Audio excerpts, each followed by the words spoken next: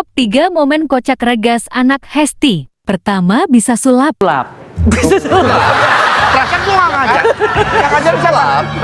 Iya. Coba. Ayo, kayak gimana sulapnya? Apa? Tuh. Ada lagi, ini mah udah biasa. Udah biasa. Iya, Yang tunjukin yang lebih anu. Tiup. Yuk. Wih. Apa itu? Cacing. Kedua, anak artis. Pekerjaan orang tua kamu apa? Artis.